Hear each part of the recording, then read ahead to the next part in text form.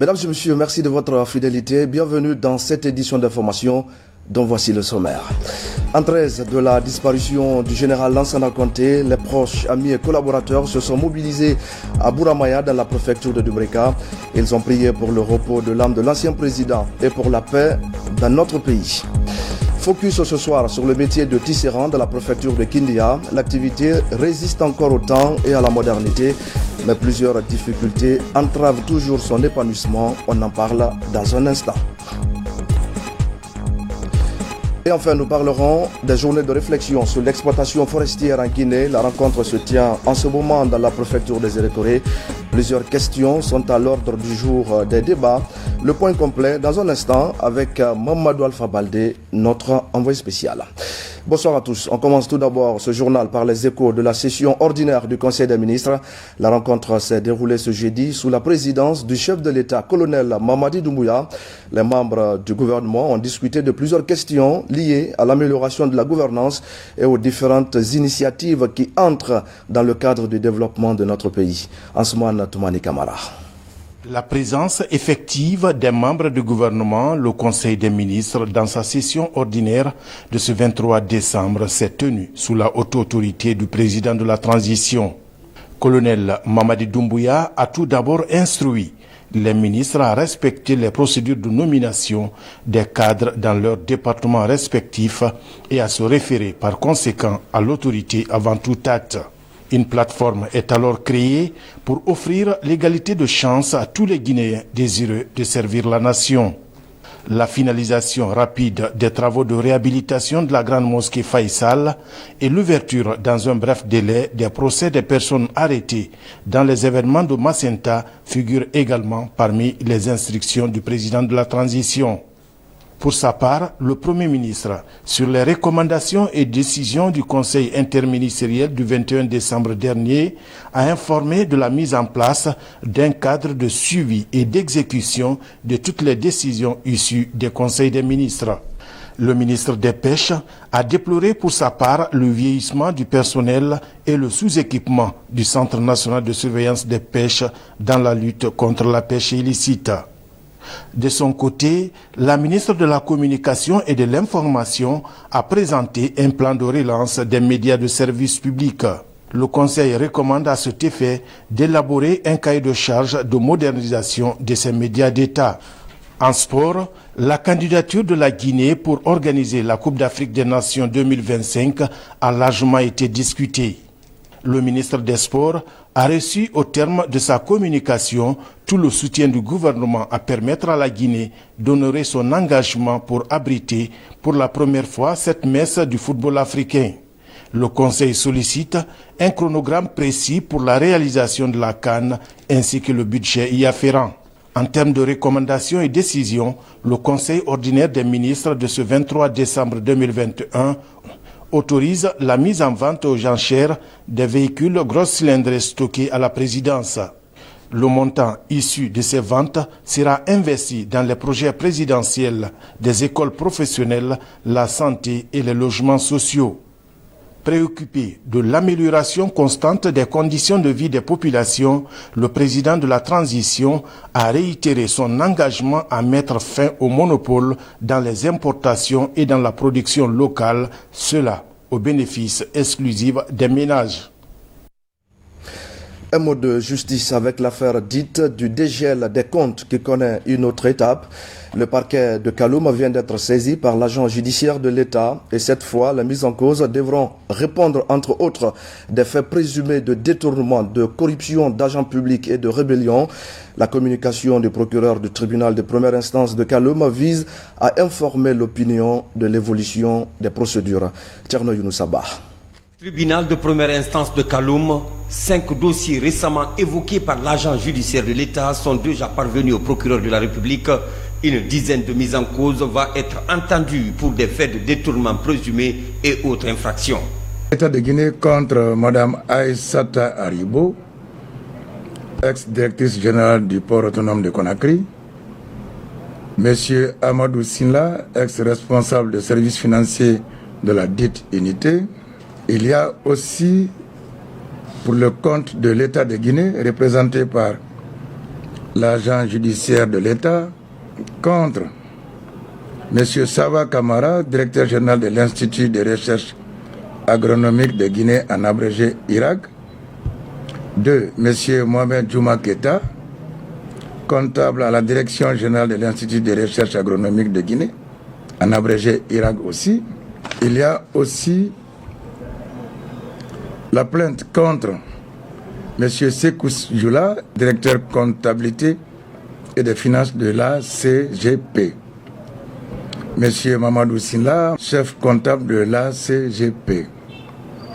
M. Abouakar Joula, chef de service parc automobile, la GCP. Et autres.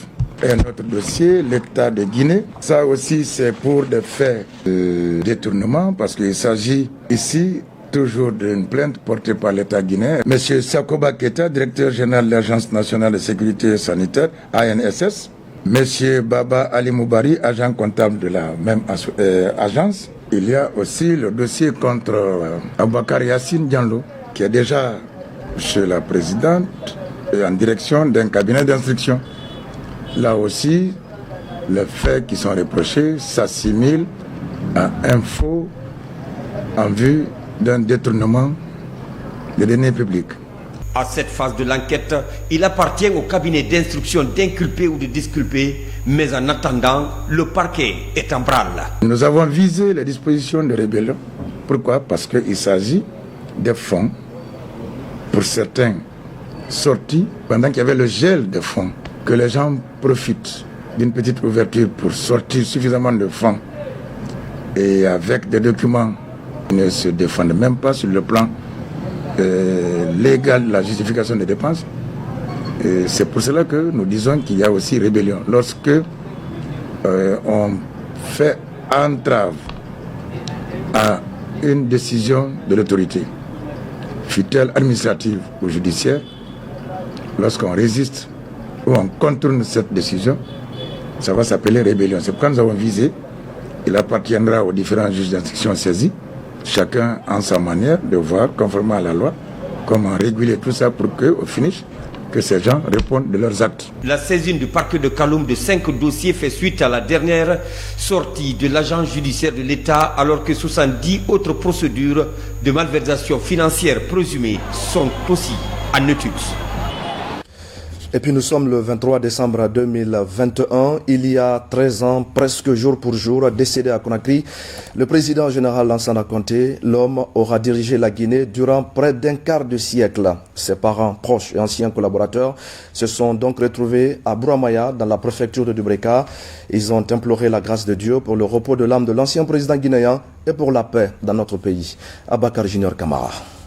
Ils sont venus des 4 régions naturelles du pays, de la diaspora et des pays limitrophes, pour ce 13e anniversaire du décès du feu général Lansana Conté, président de la République de Guinée de 1984 à 2008. Lecture du Saint-Coran pour le repos de l'âme de l'illustre disparu, des débats sur la vie de l'homme, de ses œuvres et de son parcours militaire. Unanimement, général Lansana Conté était un homme bien. Le général Lansana Conté était un homme tout court, un Guinéen qui a aimé son pays. Soldat, il a défendu la Guinée. Président soldat, il a continué à défendre la Guinée. Et surtout, le vœu le plus ardent, que les Guinéens s'entendent, qu'ils parlent de la même voix. Né en 1934 à Lumbaya, dans son Bouramaya natal, le général Lansana Conté a intégré l'armée française en 1955, 3 ans avant l'indépendance de la Guinée. Sa fibre patriotique lui fait démissionner de l'armée française pour rejoindre sa propre armée, créée un mois plus tard. Il parle de paix, il parle d'abord de la solidarité du peuple. Il faut que ce peuple de Guinée comprenne que nous sommes unis pour toujours. Nous sommes une famille, personne ne pourra nous diviser. Et cette terre bénie que Dieu nous a confiée, nous devrons prendre soin de cette terre bénie. Et nous devrons être l'exemple de la sous-région. Mon papa, il aimait tellement ici, surtout devant la case là, c'est là-bas, il passait presque toute la nuit. Il se couchait dehors. On pourra seulement que remercier le peuple guinéen et l'État guinéen. L'homme pilote le CMRN, comité militaire du redressement national, qui a pris le pouvoir à la mort du premier président de la Guinée indépendante, Ahmed Sékou Touré. Et puis, il existe désormais un cadre de suivi des résultats du plan de développement des 40 communes de convergence. C'est un instrument qui vient d'être élaboré et validé par le ministère de l'administration du territoire et ses partenaires. Il devra permettre aux responsables locaux de déterminer leurs besoins et les investissements qui vont avec. Momelamine Camara. Pour une meilleure gouvernance locale durable, les communes de Guinée sont dotées d'instruments efficaces. Il s'agit du plan de développement local, PDL, et du programme annuel d'investissement, PAI. Des documents jugés aujourd'hui en manque d'indicateurs fiables pour mesurer les activités des communes. À travers le programme national des communes de convergence en partenariat avec l'UNICEF, un cadre de réflexion est mis en place. Il était question pour ces spécialistes d'élaborer un nouvel outil appelé cadre de suivi des résultats de ces documents de repère des communes.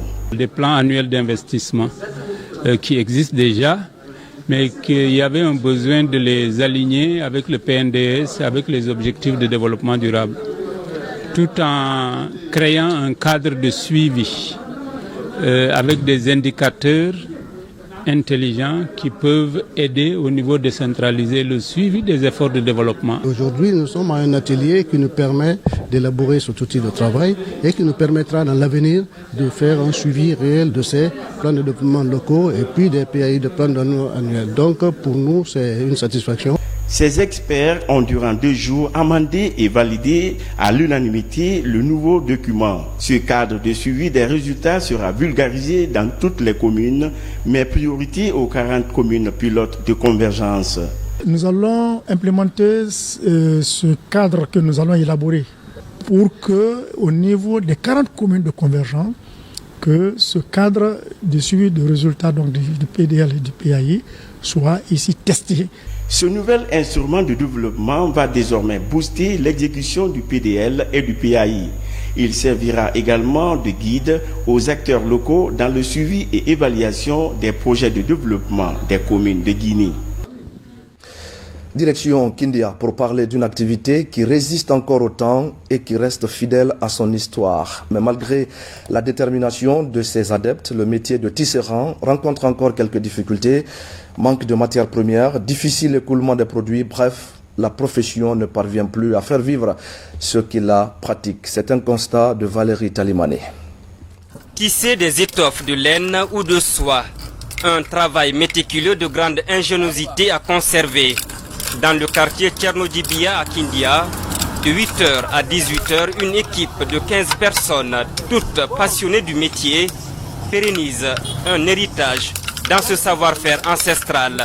J'ai trouvé mes grands-parents, mes parents et tous faisaient ça. C'est notre travail familial. Je suis très heureux dans ça. Parce que c'est dans ça que je gagne tous mes besoins.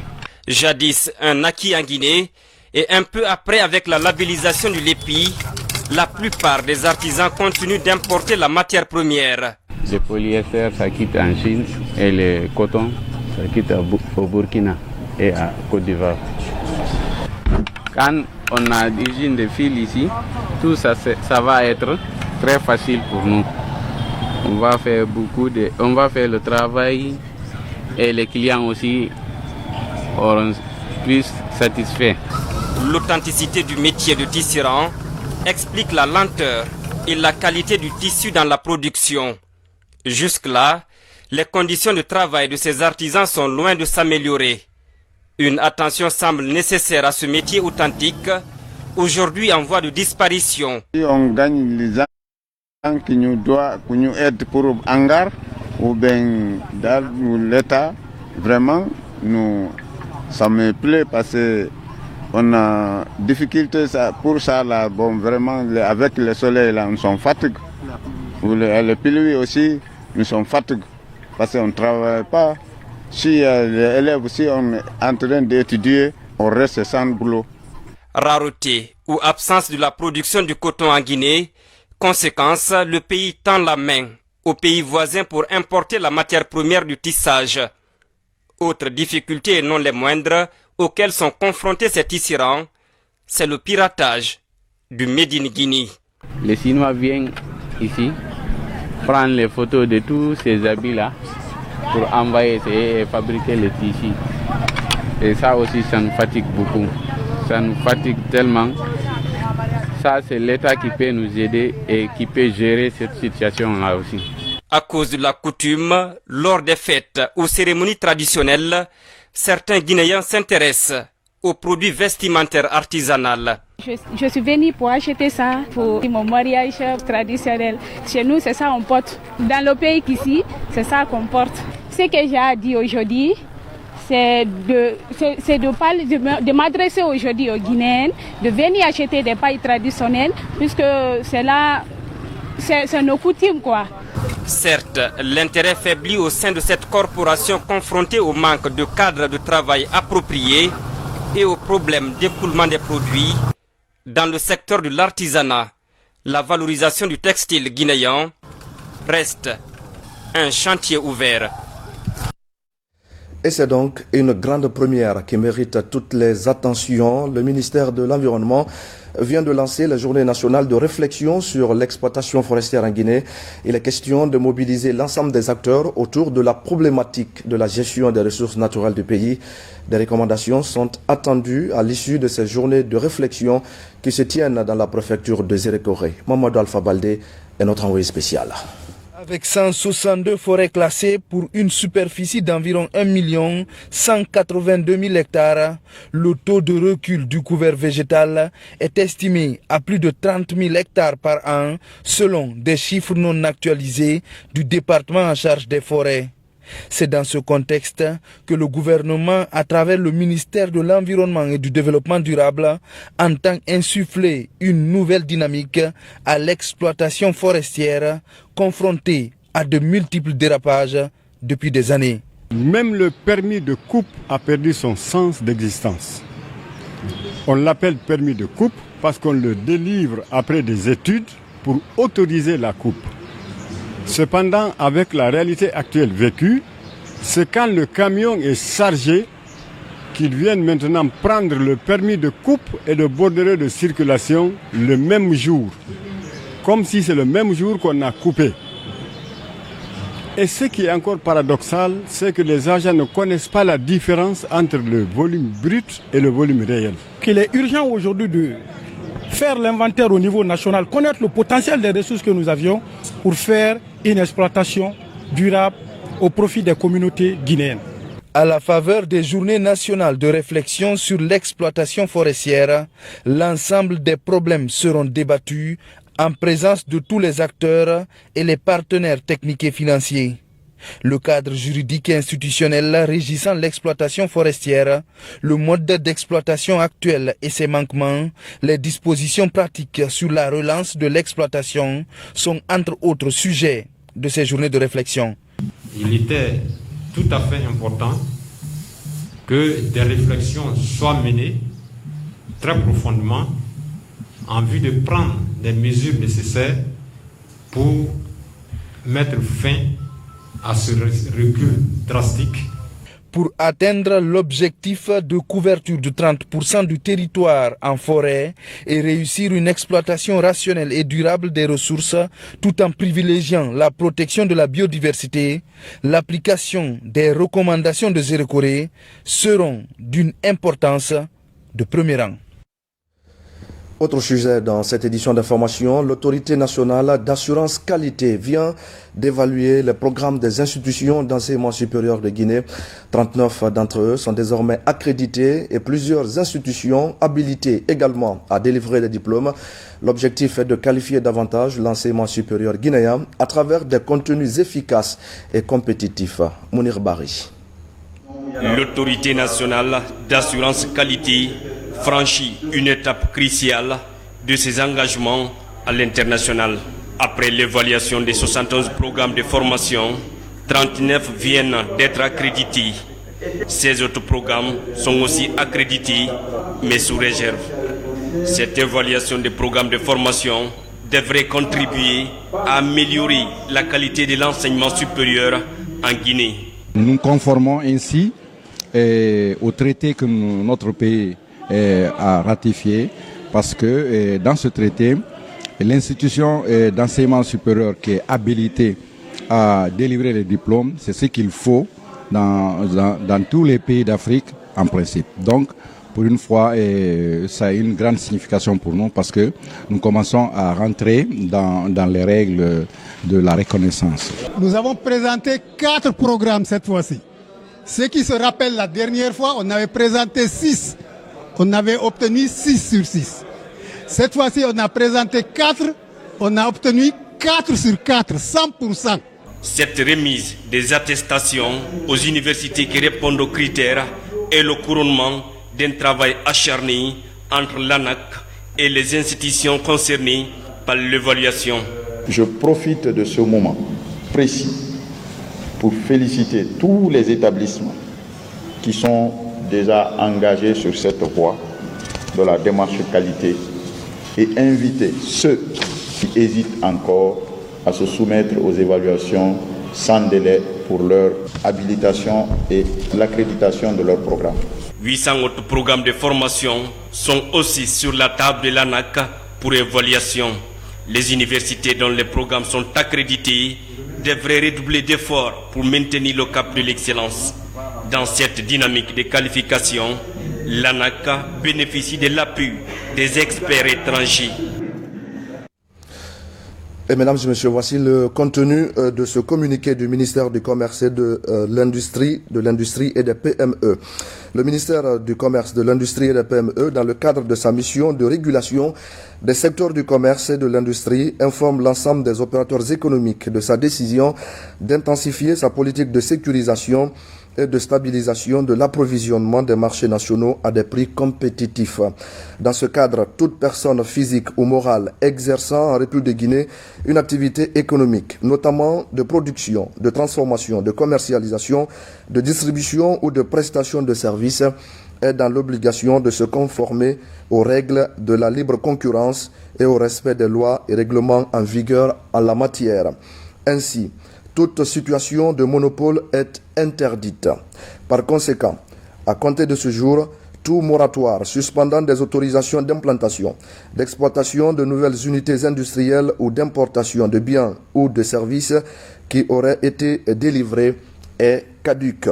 Le ministère du Commerce, de l'Industrie et des PME, en partenariat avec les départements ministériels compétents, verra à l'application de la présente décision.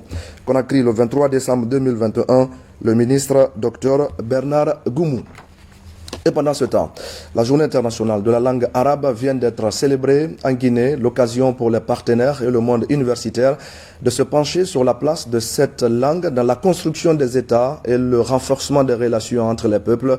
Au cours de cette célébration, les participants se sont engagés à promouvoir l'arabe, notamment dans les universités du pays. Yara Diallo. La journée mondiale de la langue arabe est célébrée cette année en différé. Le thème retenu cette année est « Un pont entre les civilisations », une opportunité pour les acteurs de valoriser la langue et la civilisation arabe dans les écoles et universités du pays. Cette année, l'Université générale Lansana Conté de Sonfonia a servi de cadre à cette célébration. Et c'est une langue qui est d'abord une langue vivante et une langue qui est maniable, qu'on peut utiliser au niveau de tous les domaines. C'est une langue qui a été introduite d'abord au sein des Nations Unies. La célébration de cette journée n'est pas chose fortuite quand on sait la place qu'elle occupe dans notre société. En dehors du rôle qu'elle joue dans l'enseignement islamique, elle reste et demeure une langue de science et de culture par excellence. À l'Université générale Lansana Conté de Sonfonia, par exemple, il existe un département dédié aux langues et civilisations arabes. Cette année, la particularité est que nous célébrons cette langue en différé. Nous avons pris cette fois-ci une grande personnalité qui représente beaucoup pour nous, qui a œuvré toute sa vie pour la cause de la langue arabe. Il s'agit du professeur Moussa Kone. La célébration de cette journée a connu une grande mobilisation des acteurs du monde musulman. Le secrétariat général aux affaires religieuses et le représentant de l'ambassadeur du Royaume d'Arabie Saoudite travaillent en synergie pour davantage promouvoir et valoriser la langue arabe dans les établissements scolaires et universitaires. La Journée internationale des migrants vient également d'être célébrée. Elle intervient cette année alors que de nombreux jeunes Guinéens tentent l'aventure à travers le désert et la Méditerranée. À la baie, la célébration a donc permis de sensibiliser les populations sur les dangers liés à la migration clandestine. Abdoulaye Diallo et Sarafdine Diallo. Depuis l'aube du temps, les humains sont en perpétuel déplacement. Un facteur essentiel pour toute intégration et pour tout développement à condition qu'il soit régulier. Pour assurer sa régularité au regard du taux élevé des migrants, en l'an 2000, l'Assemblée générale des Nations unies a dédié le 18 décembre de chaque année une journée des migrants. Ce n'est pas nous, en tant qu'OIM, qui sont venus faire passer le message. Le message est passé entre eux, c'est-à-dire migrants de retour, migrants potentiels. Donc c'est pour vous dire que si un migrant qui est revenu, lui, fait passer le message, je pense que le message sera bien compris, bien perçu. On a beaucoup souffert là-bas. Avant de revenir en Guinée ici, j'aimerais conseiller les amis et les jeunes Guinéens en leur disant de ne pas avoir l'idée d'abord de faire l'immigration irrégulière. Parce que l'immigration irrégulière, il y a beaucoup de conséquences et de risques. Cette journée permet aux décideurs de sensibiliser la couche juvénile sur les conséquences de la migration clandestine. Également, identifier des pistes permettant aux jeunes de développer des activités génératrices de revenus dans leur pays. Ce que j'ai appris dans cette vidéo-là, c'est ce qui m'a vraiment découragé et je me suis dit qu'il ne faut pas y aller parce que j'ai vu des gars ici dans cette vidéo qui avaient des moyens et ces gars-là ont pris ces moyens-là, ils ont financé pour aller et ils sont partis, d'autres ont perdu leur vie, d'autres sont revenus mais ils n'ont plus de moyens. Nous sommes là pour la sensibilisation de la jeunesse afin qu'ils exploitent les opportunités qui sont chez nous. Ces opportunités peuvent être l'agriculture, ça peut être le commerce, ça peut être le transport, ça peut être les taxis motos, etc., mais d'abandonner la route de la migration irrégulière. D'avril 2017 à novembre 2021, l'OIM Guinée et l'Union européenne ont facilité le retour en Guinée de plus de 22 000 migrants. Dans la région de la baie, plus de 680 ont bénéficié de plusieurs projets individuels, collectifs et communautaires. L'initiative est de faciliter leur réintégration économique et socio-professionnelle. Et puis lutte contre les violences faites aux enfants, les gouverneurs des régions du pays s'impliquent davantage dans le combat. Ils viennent de se retrouver par visioconférence au cœur des discussions. Une question, comment trouver des stratégies pour mettre fin aux souffrances que subissent les enfants à travers la Guinée? Mohamed De Camara pour des explications. Le 15 décembre dernier, le gouvernement guinéen signait 2 engagements qui visaient à mettre fin aux violences faites aux enfants et aux femmes. Aujourd'hui, l'heure est à la mise en œuvre de l'un de ces engagements, celui relatif aux enfants. Les gouverneurs des différentes régions administratives du pays accompagnent le gouvernement dans cette démarche. À travers une visioconférence, ils comptent appuyer l'initiative à la base. Au rôle des administrateurs du territoire dans cette lutte, nous dirons, mesdames et messieurs les gouverneurs, de s'impliquer davantage pour bien renforcer le dispositif d'information, d'éducation en direction des enfants, des adolescents, des jeunes, des responsables des établissements d'enseignement, des centres d'apprentissage, des familles et des communautés. C'est une initiative mondiale pilotée en Guinée par le ministère de la Promotion féminine, de l'enfance et des personnes vulnérables grâce à un accompagnement de l'UNICEF. J'ai été sincèrement et agréablement d'ailleurs impressionné parce que tous les gouverneurs réaffirmaient leurs engagements à accompagner la signature faite par le gouvernement autour des violences faites contre les enfants. La Guinée s'engage à appliquer avec rigueur les dispositions du Code de l'enfant guinéen relatives aux violences physiques, notamment le châtiment corporel en famille, dans la communauté et à l'école, mais aussi à promouvoir des mesures susceptibles de faire du milieu scolaire un environnement sûr d'ici 2025.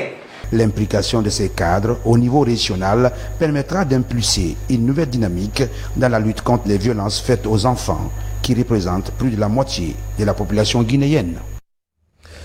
Au même moment, à Beila, plusieurs villages des communes de convergence s'activent à mettre fin aux mutilations génitales féminines et au mariage précoce à travers des cérémonies officielles. Des déclarations publiques d'abandon de ces pratiques ont été faites en présence des autorités locales. Lancé Kamisoko. Des cérémonies de déclaration publique d'abandon de mutilations génitales féminines et du mariage d'enfants sont organisées dans 6 districts des 2 communes de convergence de la préfecture de Beila. Devant les autorités locales et les partenaires du gouvernement, ces communautés annoncent la fin de ces pratiques dans leur localité. Protéger 100% des filles non excisées et non mariées. Dénoncer toute tentative d'excision et ou de mariage de filles avant 18 ans, requis à travers un mécanisme de surveillance communautaire. Veiller à l'interdiction de la médicalisation de l'excision. Scolariser une fille, c'est de construire l'avenir. Le gouvernement est là pour protéger les enfants. Donc il est de notre devoir d'appuyer le ministère de l'Action sociale et les partenaires, l'UNICEF qui nous finance, et nous sommes prêts pour les accompagner. Ces journées de déclaration de l'abandon définitif de toute forme de violence basée sur le genre dans les communautés rurales est une initiative du département de l'action sociale à travers la direction préfectorale de Beila. Nous allons aussi à travers nos structures de protection suivre la pérennisation, alerter les cas afin de vraiment veiller. Parce qu'il ne s'agit pas de déclarer sans suivre, il faut aussi faire le suivi. Parce que le suivi de proximité, vraiment ça rentre dans le cadre de la prévention. Avec plus de 90% du taux d'excision, l'État guinéen s'est résolument engagé dans le processus d'abandon définitif des pratiques néfastes à la vie des femmes dans notre société. Et puis vous le savez, la Guinée s'apprête à organiser en 2025 la Coupe d'Afrique des Nations de football. Et sur le terrain, les autorités multiplient les efforts pour que la compétition se déroule dans de meilleures conditions. Un projet global de sécurisation de la CAN est en train d'être examiné par les forces de défense et de sécurité. Adjudant Oumar Kamara, correspondant de la presse militaire. La Guinée organisera la Coupe d'Afrique des Nations de football en 2025. Pour la réussite de ce rendez-vous continental, les acteurs impliqués dans le processus de sécurisation se concertent pour la mise en place des dispositifs sécuritaires de cet événement. C'est une réunion de concertation dans le cadre de la mise en œuvre de la sécurité globale pour l'organisation de cet événement qui est très important pour notre pays. Donc toutes les forces de défense et de sécurité sont conviées à cela et chacun en ce qui le concerne doit produire une certaine sécurité, ne serait-ce que sur papier en attendant, avant de mettre tout ça en pratique pour le déroulement de ce grand événement qui nous concerne tous et qui est une fierté nationale. Il était donc question de réunir tous les acteurs du secteur de sécurité pour que nous puissions conjuguer les efforts, travailler la main dans la main, ce qui constituera l'apport du secteur de sécurité à l'organisation de la Coupe d'Afrique des Nations. Pour que chacun de son côté, nous puissions travailler ensemble et définir quel peut être notre rapport en ce qui concerne la sécurité dans le cadre de l'organisation de cette Coupe. Au cours de cette réunion de travail pilotée par le directeur de cabinet du ministère de la Défense nationale élargi aux forces de défense et de sécurité, plusieurs questions liées à la réussite de cette compétition sportive ont été évoquées en vue d'une meilleure coordination d'un plan adéquat de sécurisation avant, pendant et après cette CAN. Un mot de culture à présent avec les préparatifs de la 4e édition du match du rire. L'événement est annoncé pour le 25 décembre prochain ici même à Conakry avec la participation de grands noms du 7e art. Les organisateurs rassurent que toutes les dispositions sont prises pour la satisfaction du public. Alpha Isiagaba. Cette conférence de presse annonce les couleurs de l'événement Match du Rire. Un rendez-vous du rire certes, mais cette fois-ci la rencontre se veut un espace de culture de la paix et de sensibilisation sur le respect des gestes barrières. L'événement est piloté par la structure Nord-Sud Communication.